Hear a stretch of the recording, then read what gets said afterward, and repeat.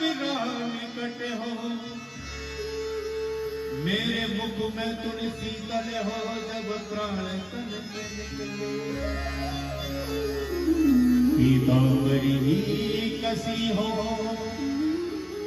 चेहरे पे कुछ हंसी हो, कटकाछिनी कसी हो,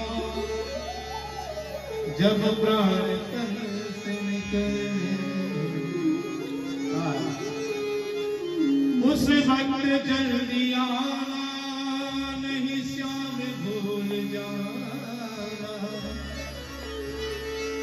राधा को साथ लाना, जब प्राण तन से निकले।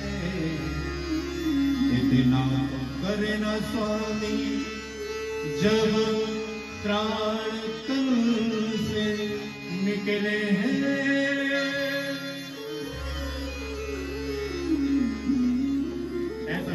भाव करके भगवान के चरणों में पितामह विष्णु ने देह को त्यागा। देखिए, जब पैसेंजर का सफर करते करते बोर हो जाओ तो थोड़ा शताब्दी में भी बैठ लेना चाहिए। हाँ, इस तरह से अगर कथा करेंगे तो लगभग 2 साल लग जाएंगे, कहीं से ही नहीं जा पाएंगे। बोलो राधे राधे। हाँ, आइए कुछ कथाओं को स्पर्श नहीं करके चलना, तभी तो क्रम पूरा होगा। पूछा, बोले सरकार, वो जो अभिमन्यु की पत्नी आई थी ना उत्तरा, उसके गर्भ में जो बालक था उसका क्या हुआ? बोले सरकार, उस बालक ने जन्म लिया। जन्म लेने के बाद उस बालक का नाम रखा गया विष्णु। विष्णुनः दत्तः यज्ञः विष्णु दत्तः। ये दोनों भक्त और भगवान की जोड़ी का संवाद है। जो सुखदेव जी थे उनका नाम था ब्रह्मराज और परीक्षित का नाम था विष्णुराज। परीक्षित नाम इसलिए पड़ गया कि जिसकी गोद में जाता था उसी को टुकुर टुकुर देखने लगता था। क्या देखता था? यह देखता था कि वो कहाँ है सांवला सलोना जिसने माँ की गर्भ में मेरी रक्षा की। आए जब द्वारका नाथ बधाई लेकर के आए और कन्हैया की गोद में जैसे ही गया बालक तो मुस्कुरा गया। सबकी परीक्षा लेने के कारण उसका नाम परीक्षित पड़ गया। परीक्षित महाराज एक दिन जंगल में आखेट क्रिया करने गए। आखेट समझते हैं? शिकार करने। क्या देखते हैं कि एक बैल है, एक गाय है। बैल जो है रो रहा है, एक काला कलर का व्यक्ति गाय के पैरों को काट रहा है। परीक्षित ने कहा, तो भगवान? बोले सरकार, मेरा नाम कलियुग है। अच्छा, कलियुग नाम सुन के ही परीक्षित को क्रोध आ गया। मूर्ख, तेरी इतनी हिम्मत के मेरे राज्य में प्रवेश कर गया? कलियुग ने कहा, सरकार, पूरी वसुंधरा पर आप ही का तो राज्य है। ये तो युग परिवर्तन है। सतयुग गया तो त्रेता आया, त्रेता गया द्वापर आया, द्वापर गया कलियुग आ गया। सरकार, ये मेरा युग है। कलियुग ने परीक्षित ने कलियुग को 4 स्थानों पर जगह दी। 4 स्थान कौन-कौन से? अब देखिए कलियुग कहाँ कहाँ रहता है। जरा प्रेम से बोलो राधे राधे। द्यूतम पानम स्त्रियः शूलः। द्यूत यानी कि जहाँ जुआ खेला जाता है वहाँ कलियुग रहता है। पान, जहाँ मदिरापान की जाती है वहाँ कलियुग रहता है। स्त्रियः, जहाँ ब्रह्मचारी स्त्रियां रहती है वहाँ कलियुग रहता है। शूलः यानी कि जहाँ झूठ बोला जाता है वहाँ कलियुग का वास है। कलियुग ने कहा, सरकार, जैसी मेरी शकल वैसी तुमने कमरे दे दिया, एक हाथ कमरा तो साफ सुथरा दे दो। परीक्षित ने कहा, तेरे अंदर कोई गुण है क्या? बोले है। बोले जो फल अन्य युगों में यज्ञ समाधि तप नियम संयम साधना करने से प्राप्त होता था वह फल कलियुग में सिर्फ एक बार राधा नाम कहने से प्राप्त होता है। कलियुग केवल नाम आधारा, सुमिर सुमिर नर होत रही पारा। लेकिन दुर्भाग्य की बात है कि हमने एक बार भी भगवान का नाम नहीं लेता है।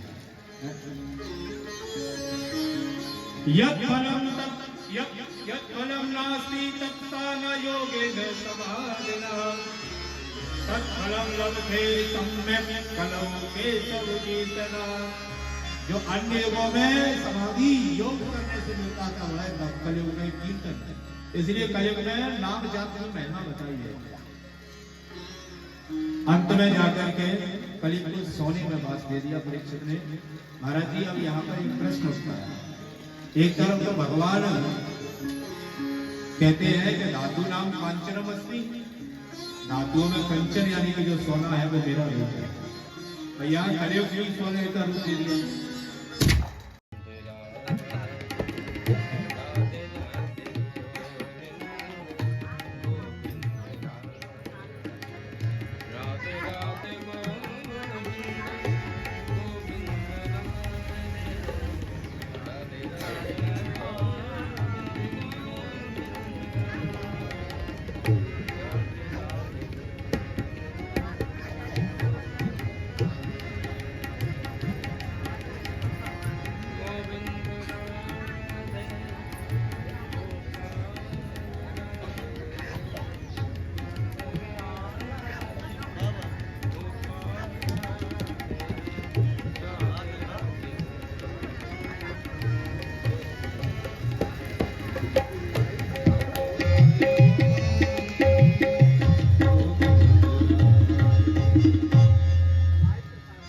यहाँ सोने में कलियुग को बांस दे दिया बंधु। तो परीक्षित जो सोने का मुकुट उस समय लगाए थे वो अनीति का था। अनीति से कमाए हुए धन से जो सोना मिलता है उसमें कलियुग का वास होता है, और नीति के धन से जो भी सोना आता है उसमें नारायण का वास होता है। इसलिए हम लोग कभी भी कुछ बाजार में खरीदे तो सबसे पहले भगवान को समर्पित करना चाहिए। तो वही निवेदित भोजन ग्रही प्रभु प्रसाद पट भूषण। कलियुग परीक्षित की मति पर प्रभाव कर गया। परीक्षित की मति दूषित हो गई थी। एक समीक नाम के महात्मा का अपराध परीक्षित से हो गया था। साधु को पहचानने में भूल नहीं होना चाहिए। और जैसे ही महात्मा का अपमान हो गया और महात्मा के गले में मरा हुआ सर्प डाल दिया था, बच्चे को पता था श्रृंगी को, श्रृंगी कौशिकी नदी में खेल रहा था। कौशिकी नदी का जल लिया कौशक्याप उपभ्रष्ट बाघ वज्रम विसर्ज रहा।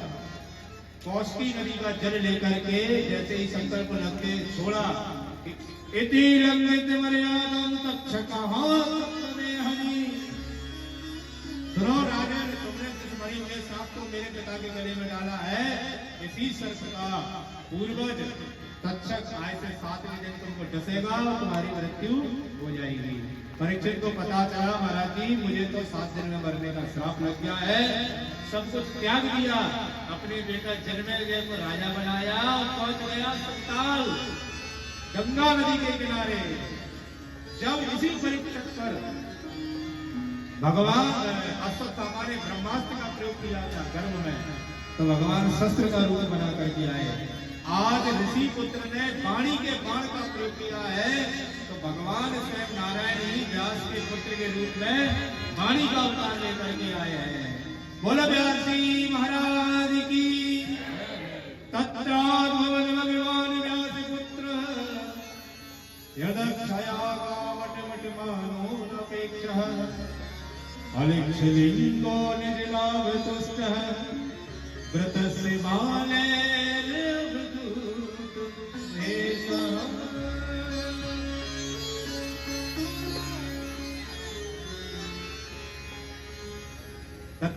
भगवान व्यास पुत्र।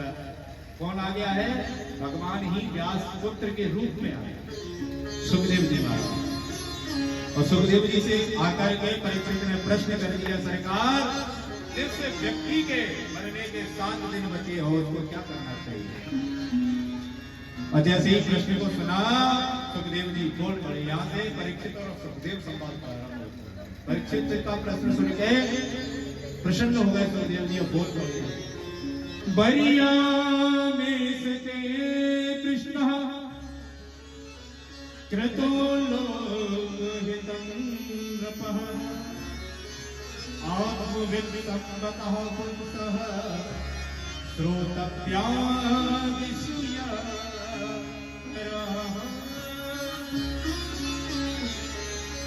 कृष्ण बढ़िया राजा ने तुम्हारा प्रश्न बहुत बढ़िया कैसा है? कृतो लोक हितम नृपा, ये लोक हित में है।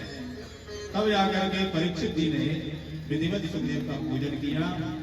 सुखदेव जी से आकर के परीक्षित ने प्रश्न किया और प्रश्न में पूछा कि सरकार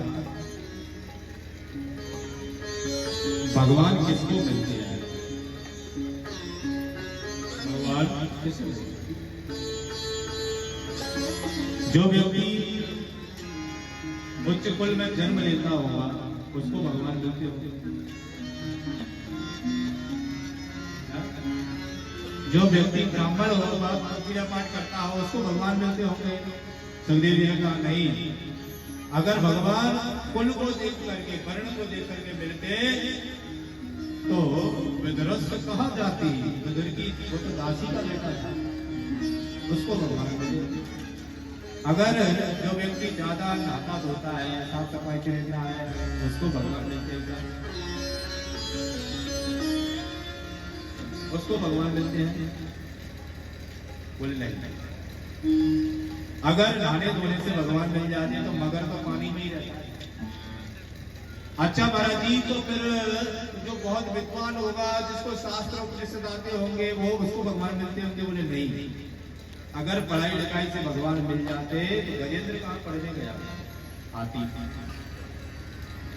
भगवान रूप सौंदर्य को देख करके मिल गए कि जो ज्यादा सुंदर होगा उसको मिल जाएंगे। तो कुब्जा कहाँ की सुंदर थी? वो तो कुबड़ी थी। भगवान कैसे मिलते हैं? भाव के बस में भगवान,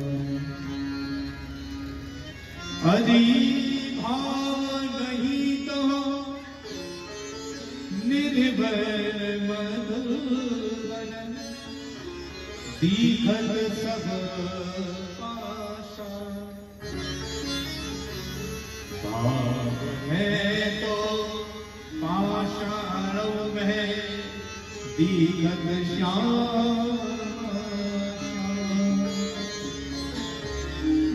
भाव करता है कोई व्यक्ति अगर वृंदावन इसलिए जाता है कि चलो बच्चों के पेपर हो रहे, गर्मियों की छुट्टी है, 2 महीने घूम आए।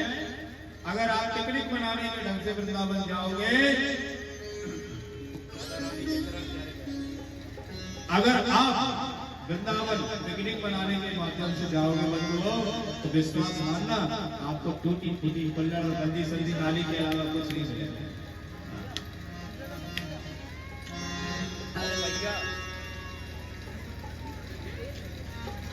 टूटी फूटी और पल्लड़ और गंदी संदी नाली के अलावा कुछ नहीं मिलेगा। ध्यान रखना बंधुओं, उसी वृंदावन में अगर आप भक्ति का चश्मा लगा करके जाएंगे तो उसी वृंदावन में कण कण में आपको राधा माधव का दर्शन हो जाएगा। सिर्फ बात का नजरिए की। और सुनो, दुनिया में जितने भी तीर्थ हैं, जितने भी धाम है, जहाँ जब विशिष्ट उत्सव होता है तब वो रस बरसता है। जैसे अयोध्या, अयोध्या का एक अर्थ होता है, अयोध्या उसे कहते हैं जहाँ कभी युद्ध नहीं हुआ। इसी का एक नाम है अवध।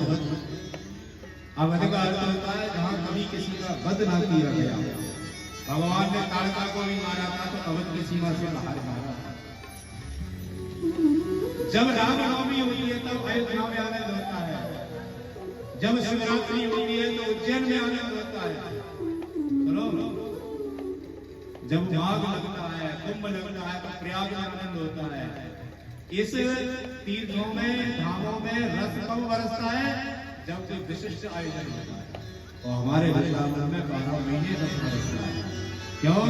रस वही बरसता है जहाँ बरसाने वाली होती है। बिना श्री जी के कृपा के आप वृंदावन नहीं आते। इरादे बनते हैं, बिगड़ जाते हैं। आपने देखा होगा, आपने वृंदावन जाने का मन बनाया, टिकट भी हो जाते हैं, स्टेशन भी पहुंच जाओ, महाराज एक फोन ऐसा आता है कि झोला झंडा घर वापस आ जाता है। ये कब? ये सब उसकी कृपा पर ही है। इरादे रोज बनते हैं, बिगड़ जाते हैं। वृंदावन वही जाते हैं जिन्हें बिहारी जी बुलाते हैं। और बिहारी जी की बस की बात नहीं है। सुन लो, वृंदावन में हुक्म चले बरसाने वाली का, और मेरा श्याम दीवाना है उस राधा रानी का। आपने देखा है, आप वृंदावन जाओगे तो वृंदावन में अगर रिक्शा वाला साइड मांगेगा तो घंटी नहीं बजाएगा। क्या बोलता है? क्या बोलता है? क्या बोलता है? तो जरा जोर से बोलो। राधे का अर्थ होता है, राह माने होता है राह, यानी कि रास्ता, जो आपको जीवन जीने का रास्ता बता दे, वही राधे है। और टेढ़े रहत मोहन रसियासों बोलत अटपटी वाणी, हम राधे दिल के बल अभिमानी। ब्रजवासियों का भाव है? और ये सब कृपा राधा रानी के चरण से होती है। कौन कौन वृंदावन आना चाहता है बताओ? अब आपको अभी सूचना दे देते हैं। हम जो वर्ष में कथाएं, जितनी भी कथाएं करते हैं, उनसे जो भी हमको सेवा मिलती है, उसी सेवा से वर्ष में एक आयोजन मैं अपनी तरफ से एक तीर्थ मैं करता हूँ, जिसमें जितने हमारे मिलने वाले भक्त लोग हैं, शिष्य लोग हैं या प्रेमी जन हैं भगवान के, वो वहां पहुंचे। उसके 7 दिन रहने की, ठहरने की, खाने पीने की व्यवस्था हमारी तरफ से रहती है निःशुल्क। और वह व्यक्ति अपना किराया आने जाने का लगा करके आए और 7 दिन को आनंद ले।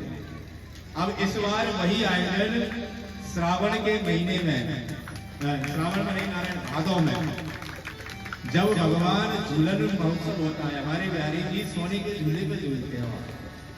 झूलन महोत्सव जब होता है, उस समय काल में भी तारीख निश्चित नहीं किए हैं, उस समय काल में हम वृंदावन में कथा करेंगे और आप लोगों को सबको निमंत्रण है, आप पधारिएगा। आपके रहने ठहरने खाने पीने की सब व्यवस्था व्यास जी की तरफ से रहेगी। ऐसे ही हर वर्ष एक तीर्थ में एक कथा करते हैं। तो वृंदावन से प्रारंभ हो रहे हैं, इसके बाद नंबर आएगा चारों धामों का, एक एक धाम में, और अंत में जाकर के फिर 12 शिवलिंगों में एक एक जगह कथा होगी, और फिर अंत में जाकर रामेश्वरम भगवान पर गंगा जल चढ़ा करके विश्राम किया जाएगा। लेकिन ये कब संभव है? तब श्री जी की चरण रज हमें मिल जाएगा। और जो वृंदावन आना चाहते हैं मेरे साथ गाइए। अजी राधा रानी के चरण प्यारे प्यारे, राधा रानी के चरण प्यारे प्यारे, राधा रानी। ऐसे आगे नहीं आएगा, ऐसे करना।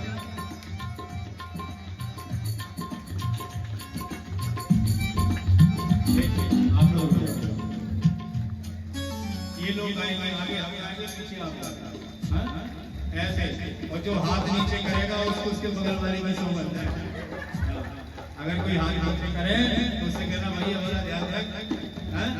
अरे राधा रानी के चरण।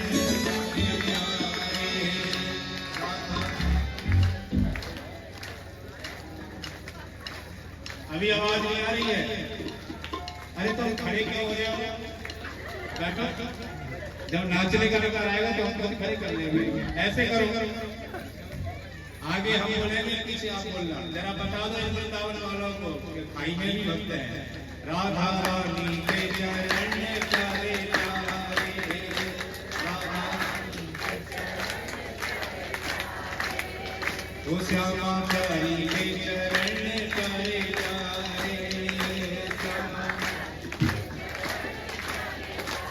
मराठी है इतने सुरीली है, हमारी बात बचा ली। आपको बहुत बहुत धन्यवाद।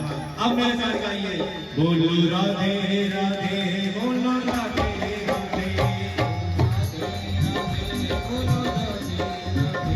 बोलो राधे राधे,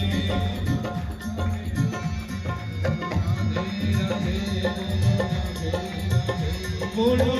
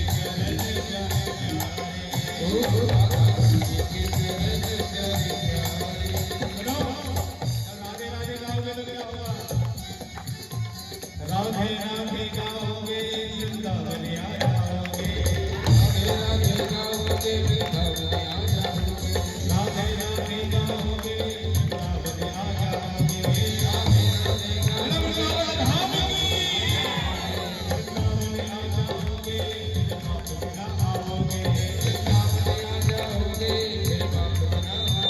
ओ घर घर में राधा रानी वृंदावन की महारानी, घर घर में राधा रानी वृंदावन की महारानी, घर घर में राधा रानी वृंदावन की महारानी, घर घर में राधा रानी वृंदावन की महारानी। हमें और जगत से क्या लेना, राधा रानी के घर, राधा रानी के चरण प्यारे जाओगे, ओ राधा रानी के चरण जाओ, ओ राधा रानी के चरण प्यारे प्यारे।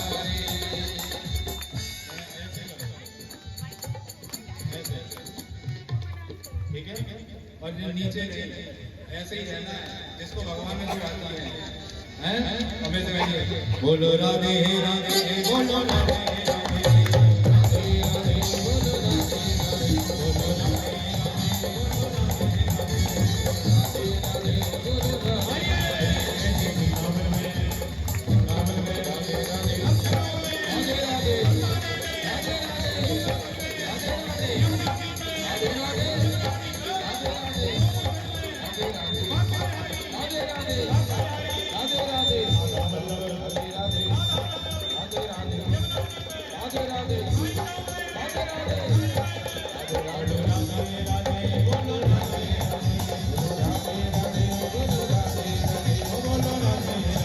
बोलो राधे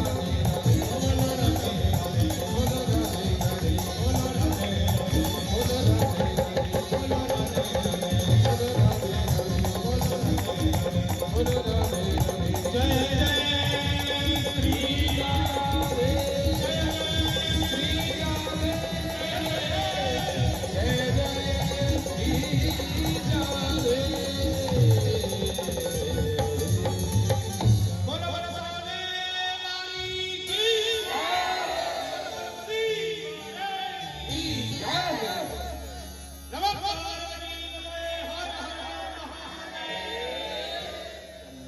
हम सब लोग बैठ जाते हैं।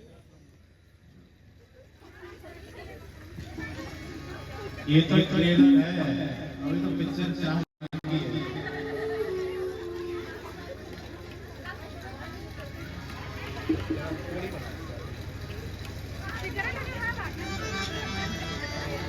अब आइए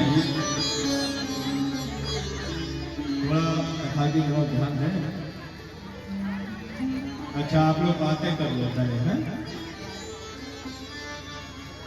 माताएं जब तक बोलती नहीं तब तक तो बोलती नहीं है, बोलेंगी तो पंडित जी को शांत कर देती है।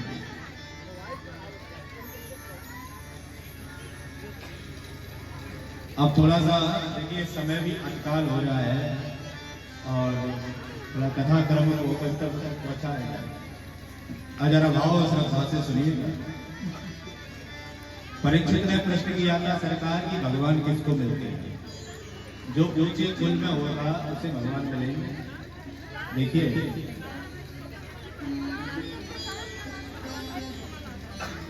अरे हम तो बहुत अलग ढंग के कथावाचक हैं, आप लोग बात करेंगे तो हम बिल्कुल शांत हो जाएंगे। हम जिस भाव से कथा सुनाने यहाँ आए हैं ना, तो आप उसी भाव का सम्मान करके भगवान का चरित्र अपने जीवन में धारण करो। संसार की बात है तो फिर कर लेना। 18 तारीख को सुबह स्वाहा और शाम को आहा। बोलो राधे राधे। क्यों धीरज बोलो, ठीक है ना?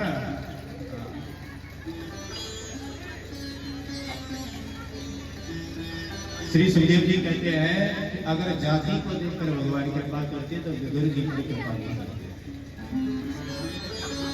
विदुर जी पर कैसे कृपा की इस कथा को आप एक दिन धृतराष्ट्र बैठे हुए थे और विदुर जी महाराज धीरे से धृतराष्ट्र के पास आए। धृतराष्ट्र ने विदुर जी के चलने के पैरों की आवाज को सुन लिया और आवाज को सुनकर समझ गए कि विदुर आ गया।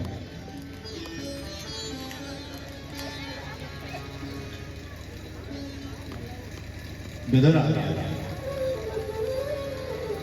धृतराष्ट्र ने विदुर के पदचाप को सुना और सुनकर विदुर से कहा, विदुर भैया आओ। विदुर ने धृतराष्ट्र से कहा, महाराज आप जन्म से अंधे हैं और जन्मांत होने के बाद भी आपने मेरे आने की पैरों की आहट से समझ लिया कि विदुर आ गया। जो काल आपकी तरफ बढ़ रहा है, क्या उसकी पदचाप आपको सुनाई नहीं देती? जिन पांडवों को मारने के लिए आपने पूरा समाज लगा दिया था, आज उन्हीं पांडवों के घर में कुत्ते की तरह पड़े हुए रोटी पर नहीं करे। भागवत में लिखा है, भीमा अमरजलम पिंडम आगंते गृहपाल। गृहपाल कहते हैं कुत्ते संस्कृत में।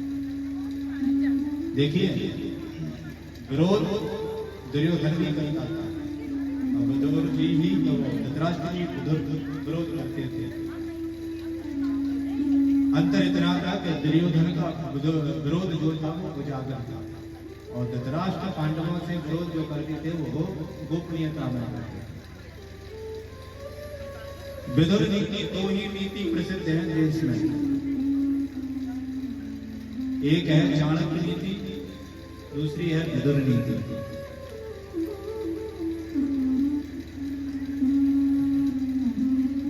विदुर जी कह रहे हैं धृतराष्ट्र से कि महाराज अगर आपके शरीर के किसी अंग में कैंसर का फोड़ा हो जाए और डॉक्टर साहब कह रहे हैं कि इस अंग को कटवा दो, तो बुद्धिमानी इसी में है कि उस अंग को कटवा देना चाहिए, नहीं तो कैंसर का विष पूरे शरीर में फैल जाएगा। विदुर जी धृतराष्ट्र से कह रहे हैं महाराज आप अपने पुत्र के मोह में अंधे हो गए हैं। आपके बाहर की तो आंखें बंद है ही, अंदर की अंतर चक्षु भी आपके बंद हो गए। व्यक्ति की चार आंखें होती हैं, एक आंखें वो होती है जिनसे व्यक्ति बाहर की दुनिया को देखता है और एक आंखें वो होती है जिससे व्यक्ति अपने हृदय के अंदर झांकता है। अच्छा ये बताओ, रात में सब सोते हैं तो आंखें बंद करके तो सोते हैं ना, है? जब आंखें बंद होती है तो सपना कैसे साफ साफ दिखता है? इसका मतलब अंदर भी कुछ। विदुर जी कह रहे हैं महाराज आपके कौरव रूपी वंश में दुर्योधन रूपी कैंसर का फोड़ा हो गया है और आप अगर इस अपने परिवार और वंश की रक्षा चाहते हैं तो पुत्र के मोह से हटो और अपने पुत्र का त्याग करो, महाभारत को टालो।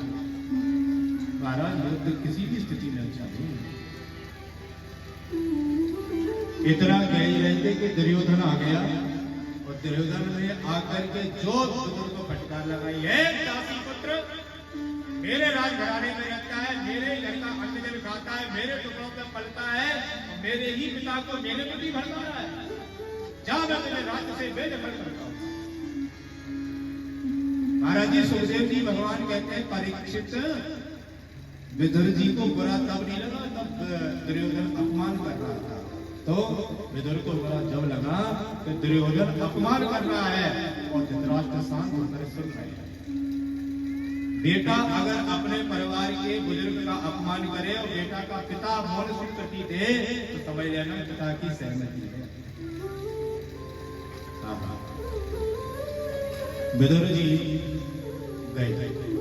विदुर जी ने कहा बेटा दुर्योधन तू क्या हमें निकालेगा,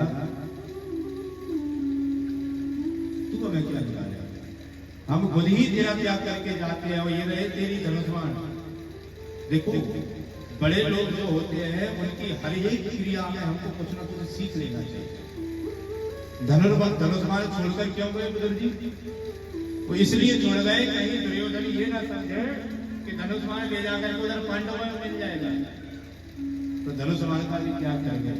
विदुर ने कहा बेटा तू हमें क्या निकालेगा, हम कभी जाते हैं विदुर जी निकल कर जैसे ही गए कौरव समाज से, भगवान श्री सुखदेव कहते हैं ये विदुर नहीं जा रहे हैं। तो सह निर्गता कौरव पुण्य लवला, कौरवों की तरफ जो पुण्य था वो चला गया धर्म के लिए।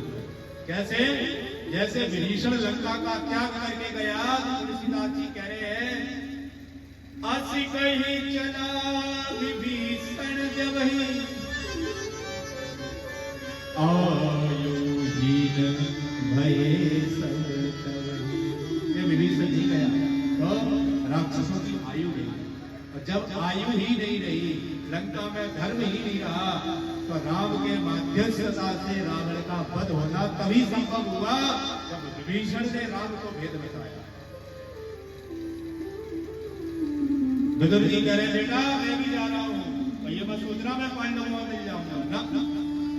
आज विदुर जी घर गए और विदुरानी काकी से कहे, विदुरानी काकी से कहे, विदुरानी महर सुनती हो? बोले हाँ, हमने नौकरी छोड़ दी। क्यों? बोले छोड़ दी। देखिए जीवन में जिस व्यक्ति ने अपना स्वाभिमान मार दिया, जिसने अपना जमीन मार दिया, वह व्यक्ति कितना भी बड़ा धनाढ्य बन जाए या कितना भी यश कमा ले, उस व्यक्ति का कभी परलोक नहीं चलेगा, कभी नहीं। ज्ञान क्या है, अज्ञान क्या है, इसका जो बोध करा दे, ऐसे महापुरुष का जीवन में आना ही सदगुरु की दीक्षा कहलाती है। जिस व्यक्ति की जैसी शिक्षा होती है, पढ़ाई लिखाई, ध्यान से सुनिएगा बच्चे लोग बैठे हैं, जिसकी जैसी शिक्षा होती है वैसी ही उसकी इच्छा होती है। जैसी इच्छा होती है वैसी उसको पूरी करने की प्रतीक्षा होती है। जिस चीज की प्रतीक्षा होती है, प्रतीक्षा के निकट ही तितिक्षा होती है। सुनो, जब प्रतीक्षा भगवत में हो जाती है तब जीवन में सदगुरु की दीक्षा होती है। ये इतना साधारण विषय नहीं है, इतना साधारण। विदुरानी से कहा कि हमने नौकरी छोड़ दी, हमें दुख नहीं है, लेकिन कष्ट इस बात का है आज ही तो हम नौकरी छोड़े आए, आज ही तो हम नौकरी छोड़े आए और आज ही द्वारिका नाथ शांति दूत बन के आए, शांति दूत बन के आए। कोई बात नहीं देवी, अब हम मंत्री तो नहीं रहे हैं, पब्लिक में से जनता में खड़े होकर दर्शन कर लेंगे। विदुरानी ने कहा हम भी चलेंगे। विदुर जी ने कहा तुम मत जाओ, जो वो वहां सुनाएंगे वो हम तुम्हें घर आकर सुना देंगे, जो भीतर होगा वही बाहर होगा, वही दरबार होगा, हम आपको घर सुना देंगे। आज द्वार हस्तिनापुर को दुल्हन की तरह सजाया गया और शांति दूत बन के भगवान द्वारका नाथ आए। लाखों आदमियों की भीड़ खड़ी हुई है और रथ द्वारा है द्वारका नाथ का महलों में अंदर, और द्वारका नाथ की दृष्टि दूर भीड़ में पीछे विदुर जी पर पड़ गई है। इशारों में कहा काका जी कैसे हो? विदुर जी चौंक गए, इधर उधर देखे, कन्हैया ही इधर देखा, कन्हैया ने कहा हम आप ही से कह रहे हैं। ऐसा भाव सुन के विदुर जी के तो आंसू छलके आए। वादे से कहा किसी व्यक्ति को थोड़ा पद मिल जाए, थोड़ा पैसा आ जाए तो सबसे पहले वो गरीबों को दूर कर देता है। तू कितना बड़ा दयालु है, किस भरी भीड़ की दुनिया में तुमने अपने काका को अच्छा दिया। रथ महलों में गया, महलों में जाकर के सभा जोड़ी गई। भगवान शांति दूत का परिचय देते हुए दुर्योधन से कहते हैं बेटा सुयोधन, द्वारकानाथ प्रेम से सुयोधन कहते थे दुर्योधन को। सुयोधन देख, महाभारत क्या होता है, युद्ध क्या होता है, ये दादी नानी की कहानियों में सुनने में अच्छा लगता है बेटा। ये जो धरती को तू दुल्हन की तरह सजा हुआ देख रहा है ना, लाखों माताएं विधवा हो जाएंगी, लाखों बच्चे अनाथ हो जाएंगे बेटा। टाटा, ये तो मत कर। तुमको मेरे पांडव भाइयों को कुछ नहीं देना है, तुम 5 गांव दे दो, मेरे प्रिय पांडव 5 गांव में गुजारा कर लेंगे।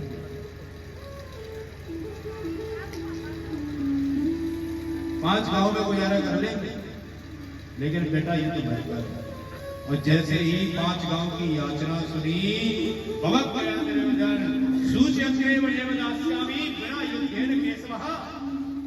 तुम 5 गांव की बात करते हो, मैं बिना युद्ध के श्री के नौक के अग्रभाग के बराबर जगह नहीं दूंगा।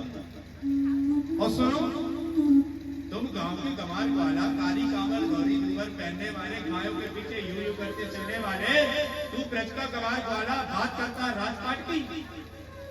महाराज जी इतना बड़ा बड़ा कहने लगा तो देखे धृतराष्ट्र ने दुर्योधन का हाथ दबा दिया। बेटा क्या कर रहा है, भगवान है, अगर भगवान के पक्ष में चले जाएंगे ना तो तेरा पक्ष कभी नहीं जीता।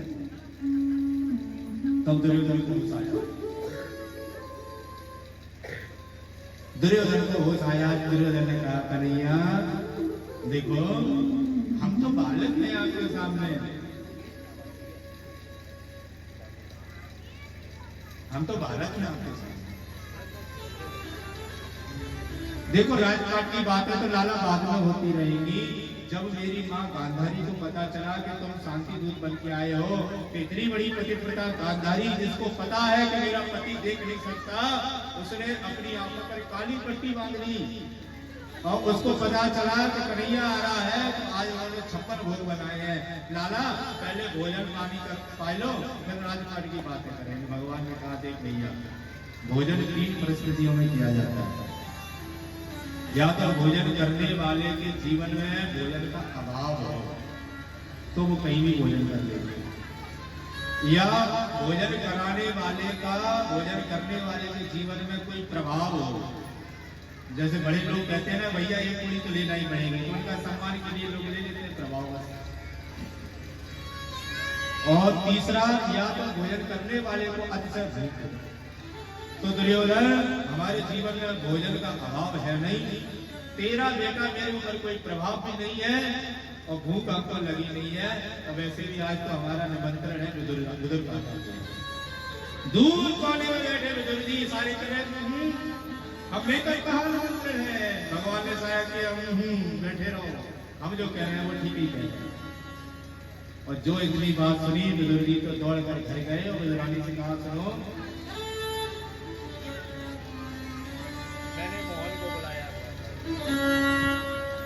घर गए और घर जाके विदुरानी से कहा देवी, कन्हैया ने कहा है तो वो आता होगा। और भरी समाज में निमंत्रण स्वीकार किया है। सुनो, तुम कुटिया को साफ सफाई करो और मैं बजरिया में जाकर के कन्हैया के लिए माखन मिश्री लेकर आता। और आज विदुरानी महारानी अपनी कुटिया को साफ कर रही है।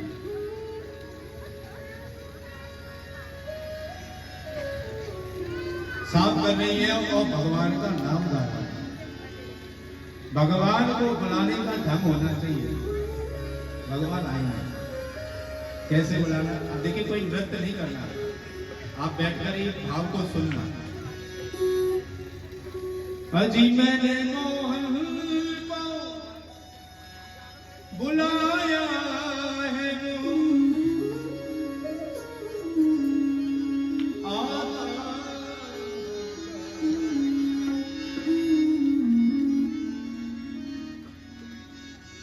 किस किसने कन्हैया को बुलाया? विदुरानी बुला रही है तो आप भी बुलाया।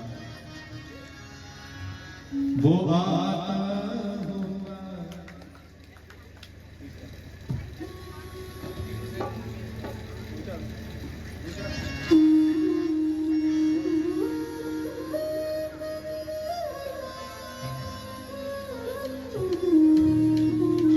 अजी मैंने मोहन को बुलाया है, वो आता होगा।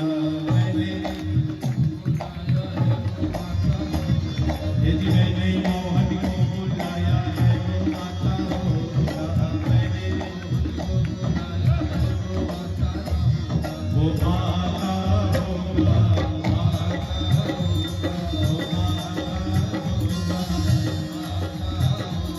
वो आता होगा।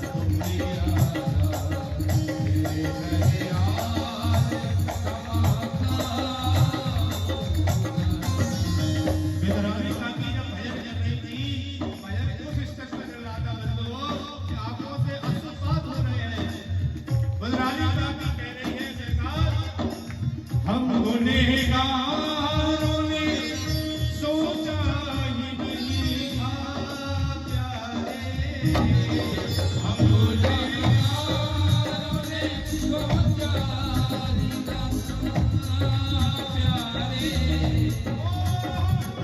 गुनहगारों ने सोचा ही नहीं था प्यारे, हम हमने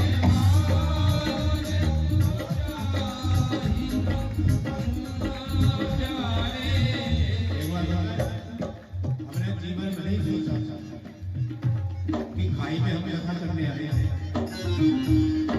कभी नहीं सोचा। क्यों? क्योंकि हमारे इतने पुण्य नहीं हो पा रहे थे जब खाई आ जाए ऐसा चेला मिल जाए, और चेला कम गुरु ज्यादा मिल जाए तो क्या नहीं जाता। हम गुनहगारों ने सोचा ही नहीं था प्यारे, गुनहगारों ने सोचा ही नहीं था प्यारे, क्या नहीं सोचा था कि जिक्र मोहन की, ओ जिक्र मोहन की गली में हमारा होगा, जिक्र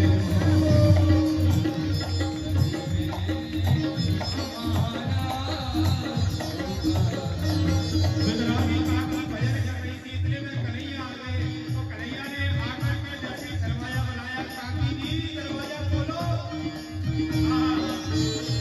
काकी जी की आवाज सुन करके गुजराती ने जैसे ही मंच को खोला, सामने क्या देखती है?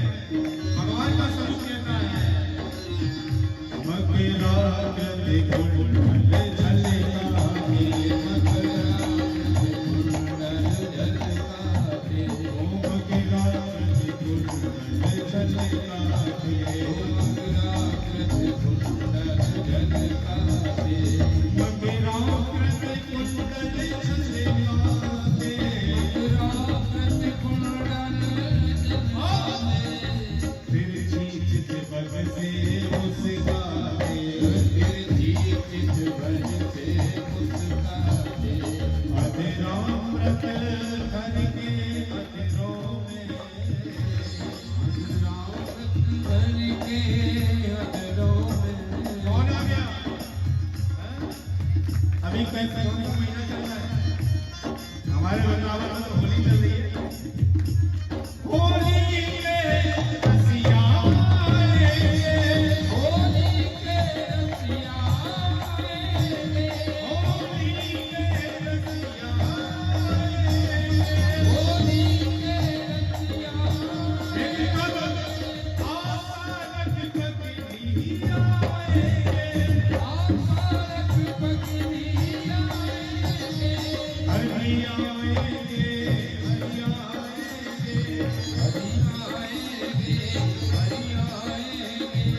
कौन कौन चाहता है कि भाई भाई ये ऐसे आ जाए?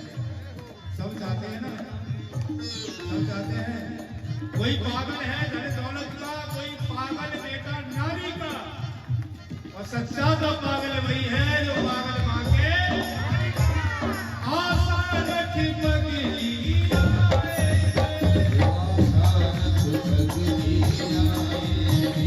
हरिया आएंगे, हरिया आएंगे, हरिया आएंगे, होली के रसिया आएंगे, होली के रसिया आएंगे, होली के रसिया आएंगे, होली के रसिया आएंगे। ऐसा भजन करते करते कन्हैया हमें, तो कन्हैया का स्वरूप देख करके देखो गुजराती भक्ति में इतनी खो गई कि स्नान करने के बाद आज तक ऐसा भूल गई। ये पांचवी सीढ़ी है भक्ति की बंधुओं। पांचवी सीढ़ी कब प्राप्त होती है जीवन में? कसम सुने भागवत भक्त भगवत वाणी, भगवान के प्रेम को माना है, पहले भागवत सुनो। प्रथम सुने भागवत भक्त भगवत वाणी, द्वितीय राधे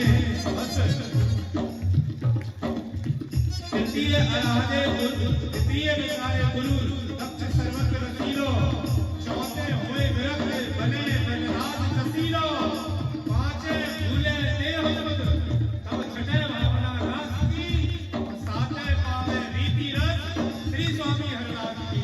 बोलो स्वामी जी महाराज की।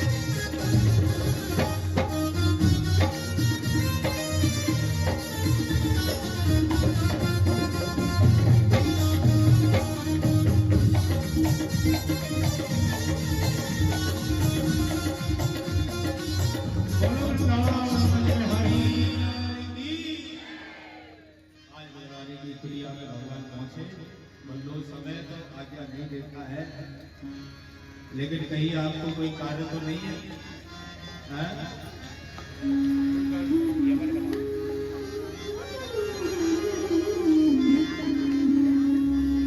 अगर कहीं जाना तो नहीं है, नहीं तो फिर हम विश्राम की तरफ चले। कहीं नहीं जाना है, क्यों अजय जी? कहीं जाना तो नहीं है? हम कहाँ जाओगे? साथ चल यही जाओगे। आज भगवान बजरानी मैया के कुटिया में पहुंचे बंधुओं। बजरानी ने सुंदर स्वागत किया। परमात्मा प्रेम में इतना विभोर हो गए तो बजरानी ने कदली फल का भोग लगाया। तो भगवान केला के फल का तत्व तो अलग फेंक देती थी ताकि और छिटका पाया। ये भाव मिला। अंत में जब विदुर जी आए, विदुर जी ने आकर के देखा लाला केला पे छिकल पा रहे हैं। लाला बेटा, मैं तुम्हारी ताई माकर मिश्री का लड्डू लाया हुआ है, खाओ। भगवान ने माकर मिश्री के लड्डू का भोग लगाया और भोग लगा करके भगवान ने तोतली भाषा में बोल पड़े, काका जी सांची सांची पूछो तो जो स्वाद काकी के केला के छिलके में आ रहा था वो आपके माखन मिश्री के लड्डू में नहीं आया। ये बात प्रेम की, क्योंकि प्रेम जब अनंत हो गया तो रोम रोम संत हो गया।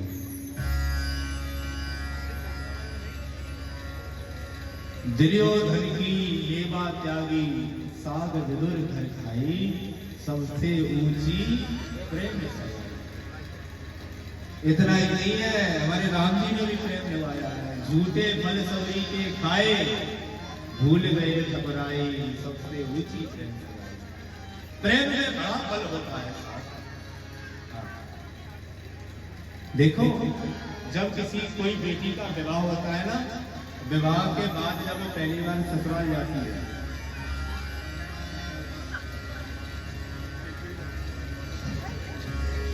जब वो पहली बार ससुराल जाती है तो 2-4-6 महीने तो डरी डरी रहती है। न जाने पति का कैसा स्वभाव है, सास का कैसा है, देवर का कैसा है, बहुत डर डर के रहती है। और जब वह उस परिवार में घुल मिल जाती है एक लंबे समय के बाद, एक समय वो था कि वो घर में डर डर के रहती थी और एक समय ऐसा आ जाता है कि पतिदेव लेट हो जाए तो डर डर के घर आते हैं। ये ताकत प्रेम में होती है। उसने प्रेम के बल पर सबका मन जीता। विदुर जी पर कृपा करी, आगे चलकर भागवत क्रम में सृष्टि का विस्तार आया। देखिए दुनिया कैसे बनी, आप सुनिए। इस धरती पर सबसे पहले जल ही जल था। जल के मध्योमध्य बीचों बीच भगवान श्री हरि नारायण से सैया पर शयन कर रहे थे।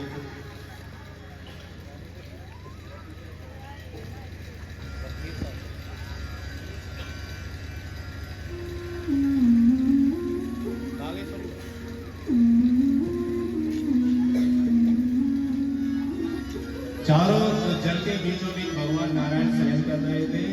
भगवान का एक नाम है अनादि। पहले जो सृष्टि होती थी वो मानसिक सृष्टि होती थी। भगवान ने एक से अनेक होने का भाव प्रकट हुआ। भगवान नारायण की नाभि कमल से एक नाभि से एक कमल का पुष्प निकला, वो आकाश में विकसित हो गया, उस पर एक दिव्य पुरुष प्रकट हो गया। चारों तरफ देखने का मन किया तो चार मुख हो गए, उसी का नाम ब्रह्मा हो गया। ब्रह्मा जी ने कहा भैया चारों तरफ पानी है, हम कहां से आए गए? तो जिस कमल पर ब्रह्मा बैठे थे उसके तंतु में अंदर तक गए, हजारों वर्ष तक घूमते रहे, आधार नहीं मिला। अंत में जाकर के आकाशवाणी हुई। आकाशवाणी से हिंदी वर्णमाला के दो शब्द सुनाई दिए, 16वां और 21वां। 16वां शब्द है ता, 21वां है पा। मतलब आप तप करो, जब पता चलेगा कहां से आएगा। ब्रह्मा ने तप किया, तब से भगवान नारायण प्रकट हुए। भगवान नारायण ने आकर के ब्रह्मा से कहा कि देखो, हम चाहते हैं कि आप सृष्टि का विस्तार करो, आप सृष्टि के निर्माता बनो। ब्रह्मा ने सृष्टि का विस्तार किया तो ब्रह्मा ने बैठ करके मन में विचार कर रहे थे कि मन से ही 4 पुत्र प्रकट हो गए, जिनका नाम था सनत, सनंदन, सनातन और सनत कुमार। बच्चों से कहा बेटा जाओ सृष्टि को बढ़ाओ, बच्चों ने मना कर दिया। जब बेटा पिता की आज्ञा नहीं मानता है तो पिता को क्रोध आता है, और जब किसी को गुस्सा आती है ना तो उसकी दोनों भौएं आपस में टकराने लगती है। ब्रह्मा जी की दोनों भौएं आपस में टकराई, भौएं के मध्य से प्रकाश निकला, प्रकाश जाकर के पृथ्वी पर पड़ा। पृथ्वी से जैसे ही प्रकाश पड़ा उसमें से एक बालक प्रकट हुआ, वो रोने लगा। ब्रह्मा ने कहा हो रुद्र न रोदसी, जाओ तुम्हारा नाम रुद्र होगा। तो वही रुद्र भगवान शंकर का होगा। शंकर जी ने कहा कि जाओ सृष्टि करो, तो शंकर जी ने सृष्टि करी। ये सांप, बीजू, ततैया, डाकनी, सांकनी, विसाचनी, सांकनी, दूरदर्शन, समाय सब बना दी।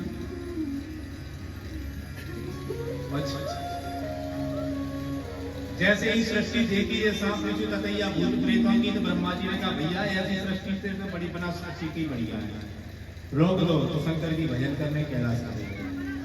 अब की बार भगवान ने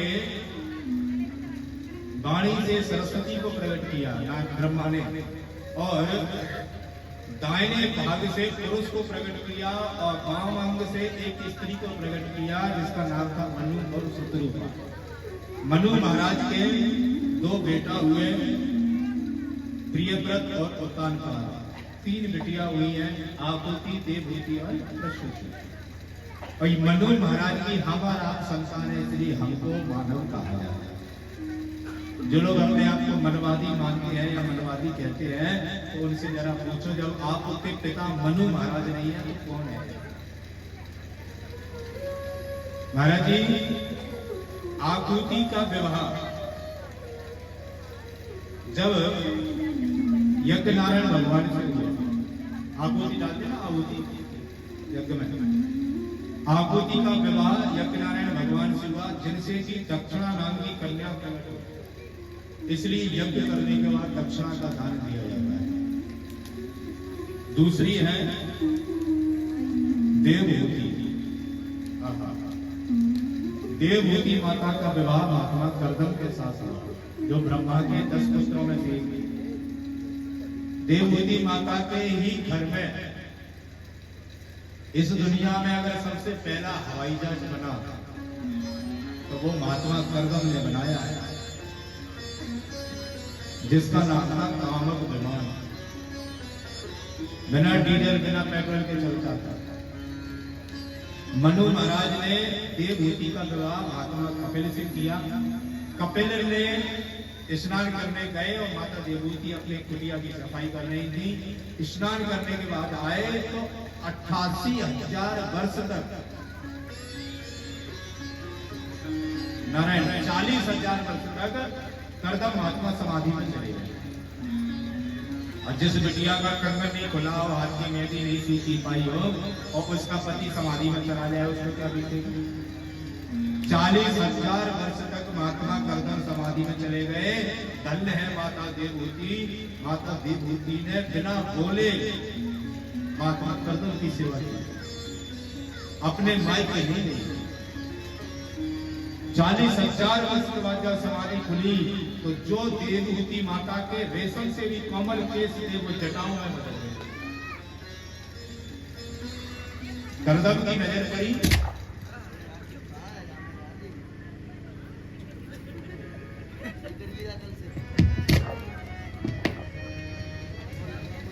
बोलो राधे राधे।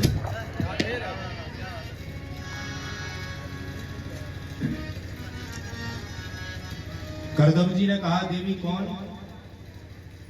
तो देवहूति ने कहा महाराज अच्छी समाधि में गए पत्नी को भूल गए। याद करो आज से 40,000 वर्ष पहले एक राजा आए थे, मनु अपनी बिटिया को बुला गया।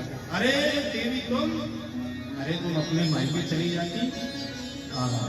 देवहूति माता कह रही है सरकार बिटिया का विवाह के बाद पति का घर ही उसका सब कुछ होता है, और बिना पति की आज्ञा के जो बिटिया अपने घर की दहलीज को लांघ देती है इसका मतलब वो मर्यादा का उल्लंघन कर देती है बिना पति आज्ञा के, तो उसको बड़ा कष्ट भोगना पड़ता है।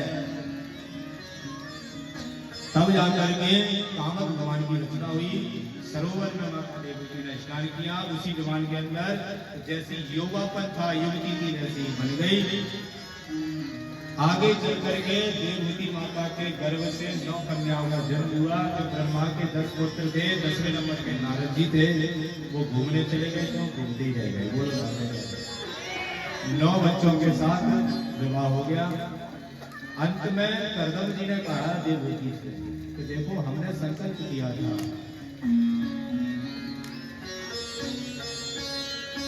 हमने संकल्प किया था तानपुरा लगा करके कि अगर एक बेटा हो जाएगा तो हम वनवास चले जाएंगे, घर छोड़ सकते। आज 9 कन्याएं हुई और हम घर में ही। आज छोटा लोटा लंगोटा उठाया बल की तरफ जा रहे तो माता देवहूति ने चरण पकड़ लिया, सरकार कन्या पराया है, ये अपने अपने घर चली जाएंगी, मैं किसके सारे जीऊंगी। तब करदम जी को ध्यान आया कि भगवान श्री नारायण ने मुझे वचन दिया कि मैं बेटा बन के आऊंगा। कालांतर में देवहूति के गर्भ से सिर्फ बालक का जन्म हुआ और उसी का नाम रखा गया कपिल। बोल कपिल देव भगवान की। कपिल देव ने शास्त्र शास्त्र का उपदेश माता देवहूति को दिया। बोलो समय अवधि है इसलिए आप सूक्ष्म में समझते चले, इसलिए तो हम कहते हैं कि समय से आओगे तो ठीक रहोगे। हमने 2:50 का कहा था तो हम 2:50 का गति पर थे। यहाँ कौन है जो ठीक है 3 बजे पंडाल में आ गया तो जरा बताना। अरे आप तो घर में ही हो तो आ ही जाओगे। समय से आइए तो आनंद जितना, हम तो देखिए लुटाने आए हैं ब्रज का आनंद, अब लूटने का और ग्रहण करने का आपका पात्र कितना बड़ा है आप देखिए। कपिल भगवान ने शांत शास्त्र का उपदेश दिया, गर्भ की स्थिति बताई। जिंदगी में व्यक्ति को सबसे ज्यादा गर्भ कष्ट होता है तो माँ के गर्भ में होता है। माता पिता के संसर्ग से बच्चा माँ के गर्भ में आता है।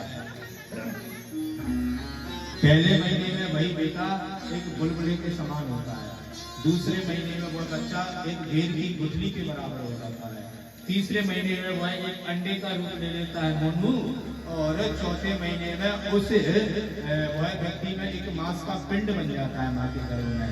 5वें महीने में उस मांस के पिंड में हाथ पैरों का निकलना शुरू हो जाता है। 6वें महीने में हड्डियों का निर्माण होता है। 7वें महीने में वह बच्चे का रक्त बनना शुरू हो जाता है शरीर के अंदर। 8वें महीने में वह बच्चा पूरी तरह बनकर तैयार हो जाता है। एक माँ के ही पेट में एक नाड़ी होती है जिसका नाम है आप्यायनी। उस नाड़ी को प्रकृति के द्वारा उस बच्चे से कनेक्ट कर दिया जाता है, तो माँ जो भी खाती है उसका रस उस बच्चे को मिलता है जिससे वो जिंदा रहता है। माँ को चटपटा खा लेती है तो बच्चा फटफटा जाता है। और 9वें महीने में वह बालक माँ के गर्भ में उल्टा लटका दिया जाता है, और 9वें महीने के अंत में आकर के भक्त भगवान स्वयं गर्भ का रूप धारण करके उस बच्चे से बात करते हैं माँ के गर्भ में कि बेटा देख, तू पहले जन्म में ये था, तूने सब कुछ किया, मेरा भजन नहीं किया, इसलिए तुझे गर्भ में आना। उससे पहले तू ये था, तूने सब किया, मेरा भजन नहीं किया। और वो बालक, वो जीव चिल्लाता है कि अब की बार पार करो नंद के दुलारे। भगवान कहते हैं कि बेटा अगर भजन करेगा तो ही निकलेगा। जीव कहता है अब की मेरे को मैं बहुत भजन करूंगा। सुनो, 9वें महीने के अंतिम चरण में एक प्रसूति का नाम की वायु का वेग आता है। प्रसूति का नाम की वायु का वेग आता है और वह बच्चा माँ के गर्भ से बाहर गिर जाता है, वाहम करके रोने लगता है। मैं कौन हूँ, वो कहाँ है जिससे मेरी बात हो रही है। वो छवि अदृश्य हो जाती है और जैसे ही बाहर आता है तो अपने पढ़ाई में भूल जाता है। हमारा की जिंदगी में वही नोन तेल लकड़ी में फंसा रह जाता है। अब सब करता है, भगवान का भजन नहीं करता है, सब करता है। और फिर अंत में जाकर अंत्य या गति सहगति, मरते समय व्यक्ति का जैसा मन होता है, जैसा विचार होता है, उसका अगला जन्म उसी आधार पर होता है। इसलिए भगवान का भजन करो, गर्भ से बचना है। पुनरपि जननम पुनरपि मरणम पुनरपि जननी जठरे शयनम। तो करना क्या है, अधि भज गोविंदम भज गोविंदम गोविंदम भज। गोविंद का नाम। अच्छा देखो, सत्युग जीव भजन क्यों नहीं कर पाता है, आप सुनो। सतयुग में आए, आप जैसे कथाकार जो कथावाचक लोग हैं वो कथाओं में सुनाते ना, एक महात्मा के 40,000 वर्ष तक समाधि लगाई, 2000 साल तक जिए, 60,000 क्या इतने जीते थे, जीत लेते। सतयुग में अब आप ध्यान रखिएगा, भजन क्यों नहीं कर पाता है। सतयुग में व्यक्ति की आयु होती थी 1 लाख वर्ष। सतयुग 1 लाख साल की बात। सतयुग का युग बदला। सतयुग के बाद क्या आता है, बोलो, किसका बेटा? त्रेता आता है। तो ब्रह्मा जी ने 1 लाख में से एक शून्य को घटा दिया, कितना बचा? जल्दी जल्दी बोलो, 10,000। त्रेता के बाद क्या आया? द्वापर। तो 1 जीरो फिर हट गई, कितना बचा? 1,000। और द्वापर के बाद क्या आया? कलयुग में 1 जीरो फिर हट गई, कितना बचा? तो कम से कम कलयुगी जीव को 100 साल जीना चाहिए। बिड़ले ही लोग होते हैं जो 100 वर्ष की आयु को टच करते हैं। अब देखिए भजन क्यों नहीं हो रहा है। 1 से 25 वर्ष तक बच्चे को पढ़ाई लिखाई शिक्षा दीक्षा में हो जाता है, ठीक। 25 से 50 तक वो आ जाती है श्री देवी जी, मंत्र भूखने, विवाह हो जाता है। तो 25 से 50 तक उसकी नॉन तेल लकड़ी की व्यवस्था में लगा रहता है। 50 से अब देखिए एक दिन में कितने घंटे होते हैं, थोड़ा जल्दी जल्दी बोले आप, कितना होता है? तो 24 घंटे, यानी कि 12 घंटे दिन के, 12 घंटे रात के, ठीक। तो व्यक्ति रात में तो सोता है, तो 12 घंटे तो सोने नहीं चलेंगे, तो 100 में से मतलब 50 साल तो सोने नहीं चलेंगे।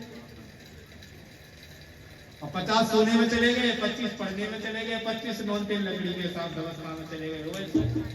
अब बताइए, सच्ची सच्ची बताना, भजन कर लिया नहीं हुआ।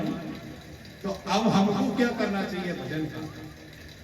हमारा जो कर्म है उसी कर्म को भक्ति से जोड़ दीजिए, बस यही भजन है। आदत बुरी सुधार लो, बस हो गया भजन, यही भजन। माताएं बहनें जो घर में रोटी बनाती है ना, रोटी बनाते बनाते अगर आप ये समझती हैं कि इस रोटी को मेरे पति खाएंगे, बच्चे खाएंगे, परिवार खाएगा, तो ये आपका कर्म है, ये आपकी जिम्मेदारी है, आपको करना पड़ेगा। और यही रोटी प्रसाद बनाते समय अगर आपने मन में ये सोच लिया कि ये जो रोटी बनी है इससे सबसे पहले हमारे भगवान करके गोपाल जी का भोग लगेगा, फिर परिवार पाएगा। ध्यान रखना, कर्म वही है, वही कर्म भक्ति बनेगा। तो इस तरह से गृहस्थी का भजन होगा। गृहस्थी में एक बार राम कहने से और साधुता के जीवन में 10,000 जाप करने से फल बराबर होता है। अब आप अंदाजा लगाइए, ऐसे समझ लीजिए और सरलता से। दो सड़क होती है, एक सड़क होती है वो शहर के अंदर से जाती है और दूसरी सीधा हाईवे निकल जाता है, बाईपास निकलता है ना। तो शहर के अंदर से जो मार्ग जा रहा है ये गृहस्थी मार्ग है, जो आपको सांसारिक धर्म से निभा करके निकलना है। लेकिन शहर का मार्ग भी तो आगे हाईवे से निकला है, और हाईवे जो मार्ग है वो संत समाज का मार्ग है, वहां कोई अवरोधक नहीं है, तो वो सीधा चले जाते हैं। अंत में जाकर मिलना एक ही जगह है, जैसे अंश अपनी अंशी की तरफ भागता है। अग्नि को आप जमीन में जलाओगे तो अग्नि किधर जाती है? ऊपर की तरफ। उसका अंशी कहाँ है? ऊपर, भगवान सूर्य। पानी, पानी का अंशी कहाँ है? नीचे, समुद्र। तो पानी को आप कितना ऊपर फेंकना है वो धरती पे गिरेगा, और धरती से नली, पखारे, वो पनारे, इन सब के माध्यम से, नदियों के, नहरों के माध्यम से होते हुए अंत समुद्र में मिलेगा। अंत अंत की तरफ। ऐसे ही जीव हमेशा, जीवात्मा मरने के बाद परमात्मा में ही मिलता है। शरीर का धर्म है मोटा होना, पतला होना, काला, गोरा, छोटा, बड़ा, ये शरीर का धर्म है, आत्मा का धर्म नहीं। ज्यादा विस्तृत जानकारी चाहिए तो गरुड़ पुराण पढ़ लीजिए। ये शरीर का धर्म है। आत्मा कैसी है? बोले नैनम चंदन की शस्त्राणी नैनम दहती पादुका, उसको तो ना जला सकता है। जो आत्मा चींटी के अंदर है वही हाथी के अंदर है। शरीर के आकार के अनुरूप में वो अपना परिवर्तन करता है। भाषान की दीवानी यथार्थ है। तो हमको क्या करना चाहिए? भजन करोगे?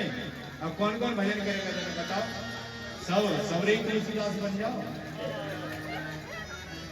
एक आदमी हमसे बोला, महाराज जी तुलसीदास जी की पत्नी ने फटकार लगा दी कि हमारे में इतना प्रेम करते हो, जो सांप को रस्सी समझ के चढ़ आए, इतना राम से करके तो राम मिल जाता। तो तुलसीदास ने पत्नी के फटकारने से तुलसीदास बन गया। हमने कहा बोले अगर पत्नी के फटकारने से तुलसीदास बन जाते तो घर घर में तुलसी निकलते। हाँ, आके जाकर के भगवान कपिल ने सांख्य शास्त्र का उपदेश दिया। माता देवहूति सिद्धता नाम की नदी बनकर बहने लगी बंधुओं, और वही महात्मा कपिल ने समाधि लगा ली, और उसी तीर्थ का नाम, उसी धाम का नाम पड़ गया गंगा सागर। सारे तीर्थ बार बार और गंगा सागर, गंगा सागर का दर्शन करिएगा। अभी भी मकर संक्रांति का बड़ा दिव्य आनंद माहौल होता है। आगे चल करके तीसरी जो बिटिया थी प्रसूति, प्रसूति का विवाह दक्ष प्रजापति से हुआ। प्रजापति दक्ष के यहाँ ही भगवती सती का प्राकट्य हुआ। भगवान शंकर का अपमान सती सहन नहीं कर पाई अपने पिता के द्वारा, और भगवान दक्ष ने भगवान शंकर को लज्जित करने के लिए हरिद्वार का कलखल में जाकर के एक यज्ञ किया। सबको बुलाया, भगवान शंकर को नहीं बुलाया। लेकिन देखो मायके में कोई कार्यक्रम होता है ना, आपकी कोई कार्यक्रम होता है ना, तो बिटिया को बड़ा मन करता है जाने का। मेरे बड़े चाहे बिटिया झांसी पे पानी की गुल्ले में उतर जाए स्टेशन पे और ट्रेन निकल जाए तो निकल जाए। हाँ, और फिर चाहे वहां कार्यक्रम में बज रही हो तो कोई चिंता नहीं। तो माता पार्वती का बड़ा मन था अपने पिता के यज्ञ में जाने का, लेकिन जाए कैसे? महादेव कह देंगे लेकिन जाएंगे। तो आज भगवान शंकर के पास सती माता आई और चरण दबाने लगी। प्रजापतिस्ते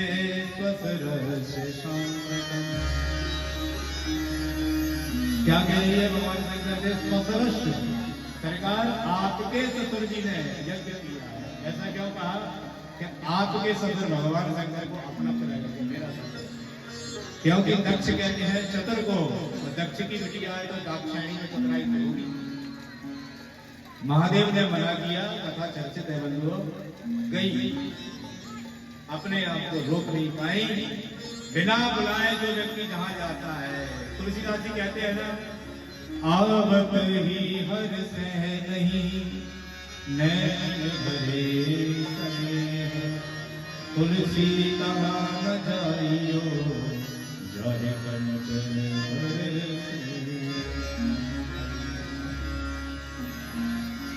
सागर भले ही मिली एक माता।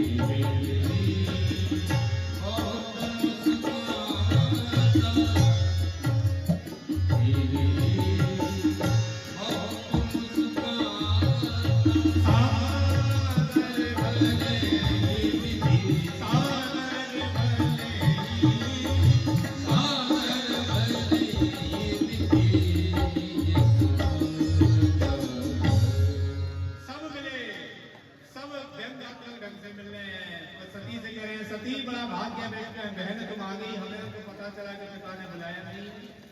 देखिए संसार ये दुनिया है, दुनिया का अर्थ क्या होता है? दुनिया का अर्थ होता है दुनिया जो दो रंगों से सके, अच्छा बुरा, हानि लाभ, जीवन मरण, यश अपयश, ये दो रंगों से जो बनकर सहती करती है इसी को दुनिया बोलते हैं। सब मिली लेकिन व्यंग से प्रेम से मिली तो सिर्फ कौन? माता।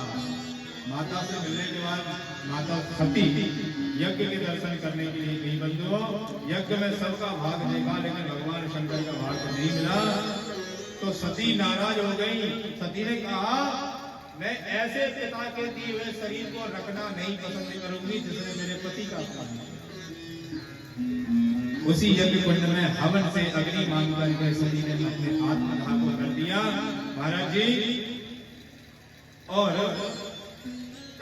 जैसे ही माता सती ने अपने प्राणों को छोड़ा तो नारद ने भगवान शंकर को बताया। शंकर ने एक जटा निकाल करके पृथ्वी पर मारी, एक दिव्य पुरुष प्रकट हो गया। हे वीर देवत्रम, नाम पड़ गया वीरभद्र। और वीरभद्र महाराज की वीरभद्र से कहा दक्षम सयज्ञम जही, जाओ दक्ष को यज्ञ के सहित नष्ट कर दो। वीरभद्र गए, जितने पंडित थे सबको पंडित कर दिया। जो भगवान शंकर के अपमान में जिस जिस क्रिया में क्रियान्वित थे उनकी सबकी क्रिया की क्रिया पंडित कर दी। अंत में दक्ष को पकड़ लिया। दक्ष को मारना चाह रहे थे, दक्ष को मारना चाह रहे थे लेकिन मर नहीं पाया। क्यों? क्योंकि दक्ष के हाथ में संकल्पित रक्षा व सूत्र बना था, कलावा।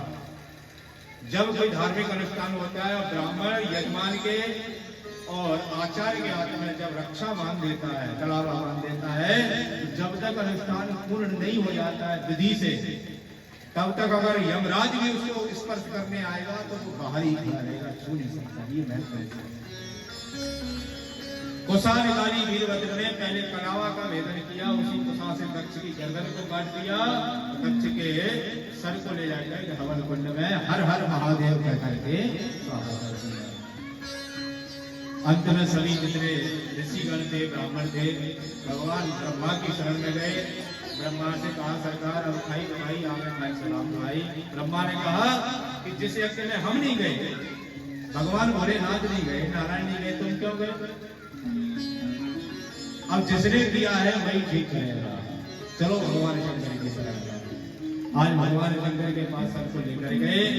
भगवान शंकर आशीष तोष है। आइए भगवान शंकर की स्तुति मेरे साथ। कर्पूरी गौरं करुणावतारं संसार सारं भुजगेन्द्रहारं सदा वसन्तं हृदयारविन्दे।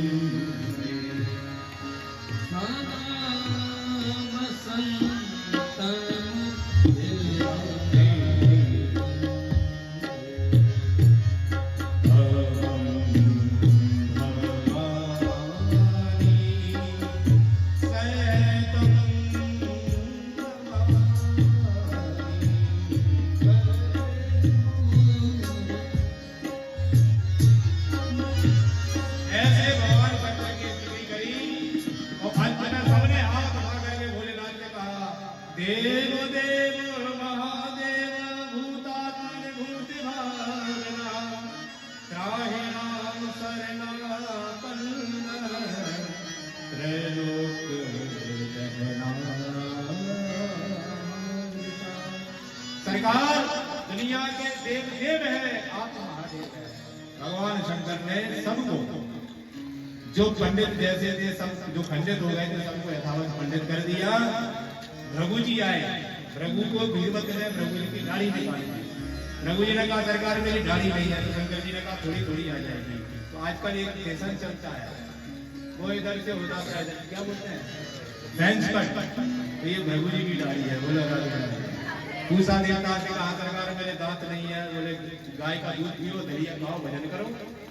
सबको निवेदन किया। अंत में जाकर भोलेनाथ से निवेदन किया कि सरकार जिस क्षेत्र में कोई यज्ञ अधूरा रह जाता है तो पूरा क्षेत्र श्रापित हो जाता है, यज्ञ को पूरा कराओ। भगवान भोलेनाथ ने कहा कि जो उस यज्ञ में हमारा भाग नहीं है तो हम क्यों जाएं।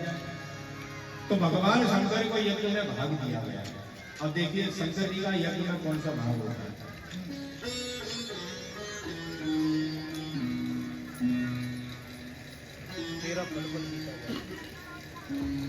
कुछ लोग ये कहते हैं कि यज्ञ करते समय जो पर्दियों पर साकें निकल जाती है वो भगवान शंकर का भाग होता है। नहीं, वह भाग होता है जो धरती पर छोटे छोटे कीट होते हैं ना, उनका। यज्ञ में भगवान शंकर का भाग वह होता है जो यज्ञ का यजमान प्रधान योनि पर बैठ करके जो शुरुआत से जो आहुति घृति देता है, और आपने देखा होता आहुति देने के बाद फिर वह एक बूंद अलग पात्र में डालता है, फिर लेकर के घर की भगवानी से भर जाता है। तो उस पात्र के और यज्ञ कुंड के बीच की दूरी में जो साकें गिरता है वो भोलेनाथ का भाग होता है। भगवान ने कहा यजमान को बुलाओ, कहा है दक्ष को बुलाया। दक्ष को देखा कि सर नहीं है।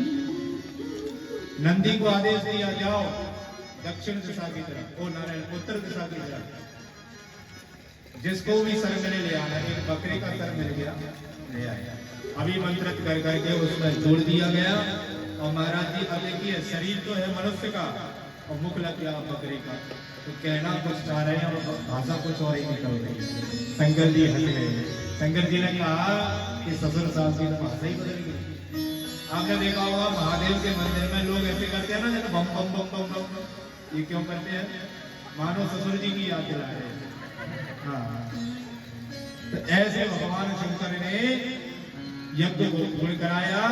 अंत में जाकर के भृगु जी के द्वारा परीक्षा ली गई तीनों देवताओं तो ब्रह्मा विष्णु महेश में सबसे बड़ा कौन है। ब्रह्मलोक में गए तो ब्रह्मा जी से दुर्व्यवहार किया तो नाराज हो गए। शंकर जी ने कहा किया तो वो त्रिशूल के तौर पर भगवान नारायण क्षीर सागर में शयन कर रहे थे बंधुओं। भृगु जी ने जाकर सीधे वक्ष पर लात मार दी। नारायण के शरण बदल लिए सरकार, कहीं आपको चोट तो नहीं लगी, आपको दर्द तो नहीं हुआ। समझ में आ गई, तीनों लोगों में डंका बज गया कि ब्रह्मा विष्णु महेश में सर्वश्रेष्ठ कोई देवता है तो वो है भगवान नारायण। निम्न गावाम यथा गंगा देवानाम अच्युतो यथा वैश्वानाम यथा शंभो पुराणानाम इदं नमः।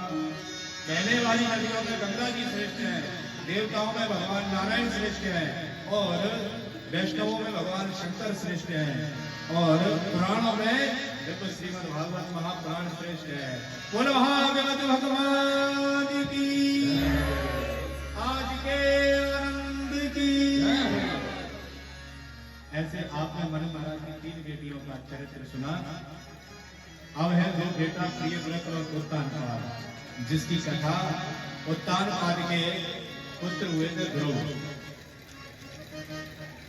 जिसकी कथा आप कल के सत्र में सुनेंगे। ठीक हमें ऐसा लग रहा है कि कथा का उतना समय बढ़ा दिया जाए। 2 बजे से कर दिया जाए। हमारा पहला ऐसा परीक्षण मिला है, मुझे कहता है हमारा जब करनी हो तब कर लो। हाँ, 1 बजे से 5 बजे तक ठीक है।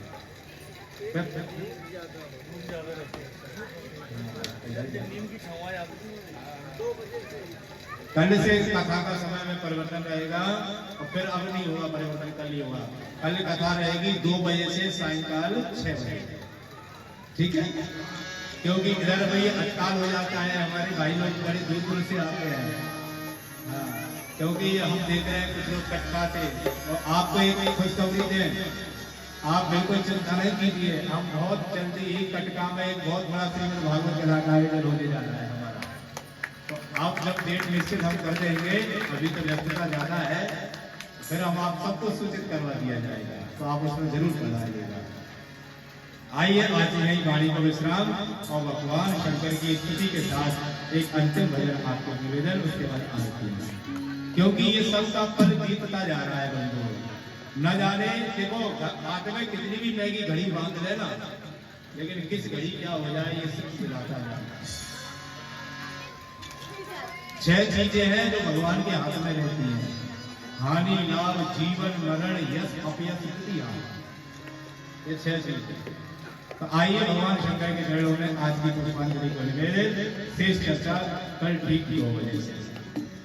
अजी तेरा पल पल बीता जाए, मुख से जपने नमः शिवाय, तेरा पल पल बीता जाए, मुख से जपने नमः शिवाय, तेरा पल पल बीता जाए, मुख से जपने नमः शिवाय, तेरा पल पल बीता जाए, मुख से जपने नमः शिवाय। बोलो गणपति महाराज की जय हो।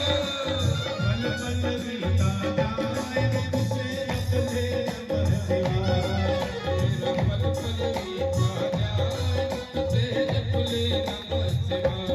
ओम नमः शिवाय, ओम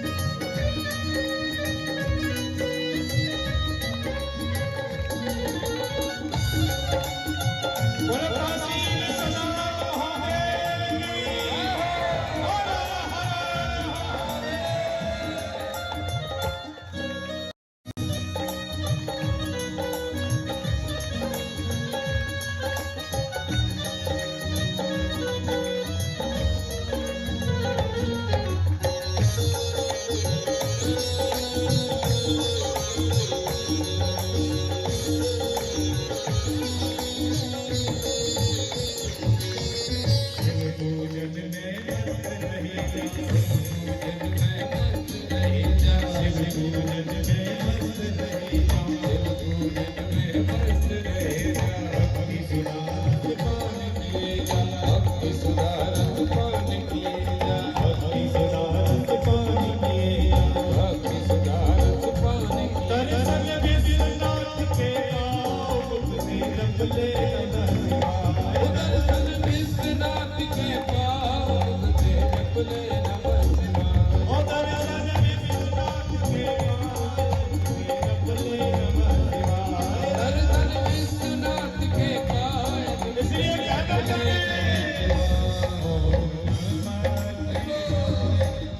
शिवाय, ओम नमः शिवाय, ओम नमः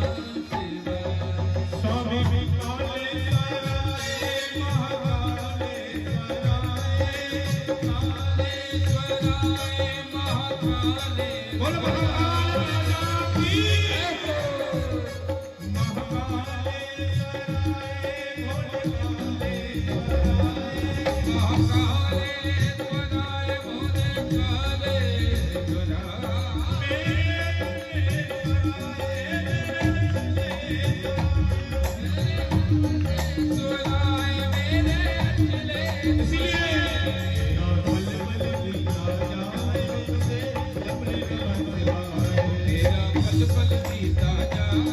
जय हो।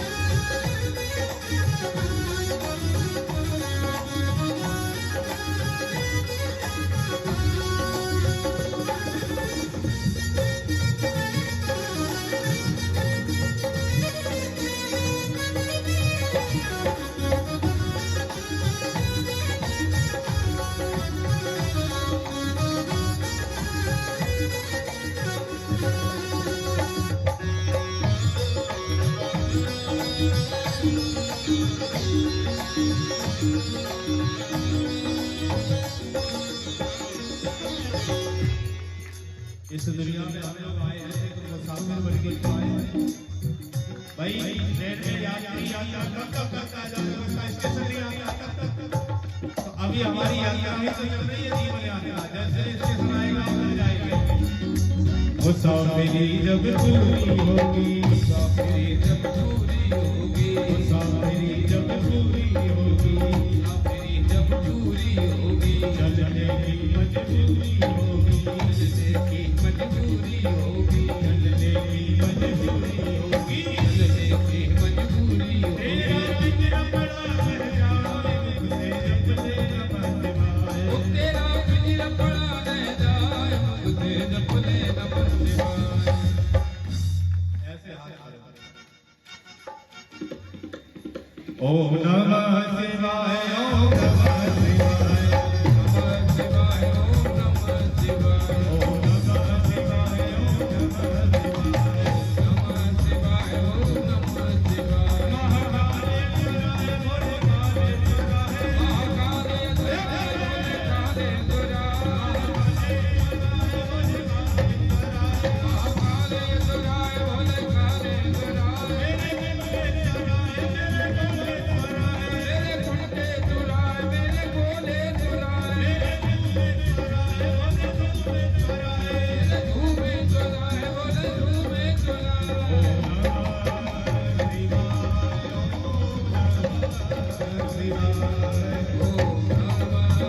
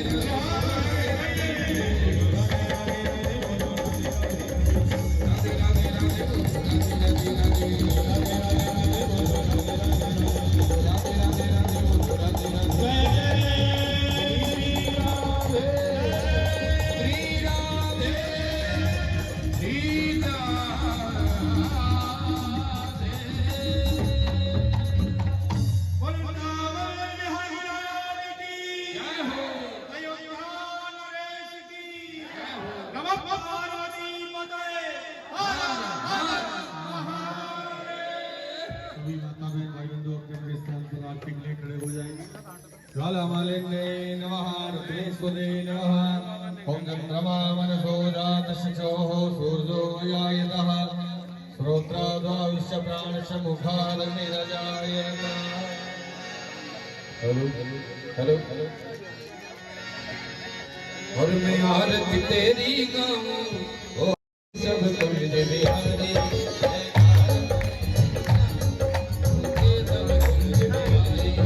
मैं आरती तेरी गाऊं, ओ केशव कुंज बिहारी।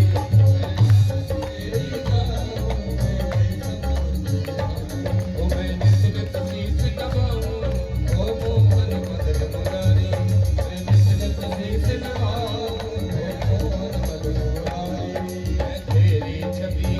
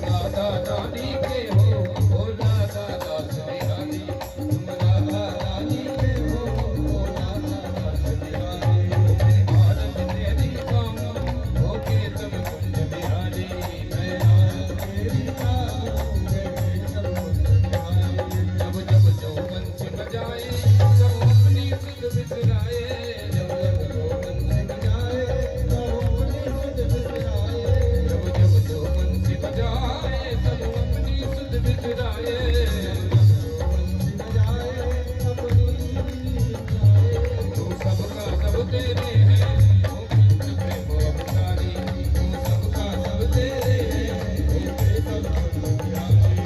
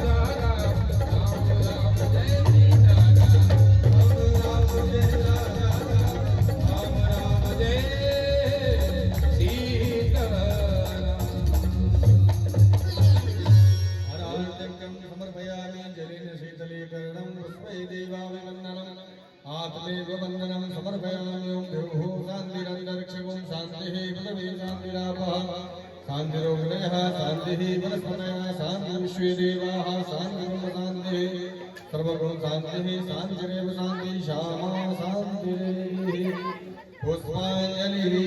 सभी अपने हाथों में पुष्प ले लेंगे, जिनके हाथों में पुष्प नहीं है वो प्रणाम कर लेंगे भगवान को। हरि ओम जजने नजनमय गंधदेवा स्थानि धर्माणि प्रथमान्य सन्नादेहनाकं महिमानः सचन्द्र जत्र पूर्वे शात्या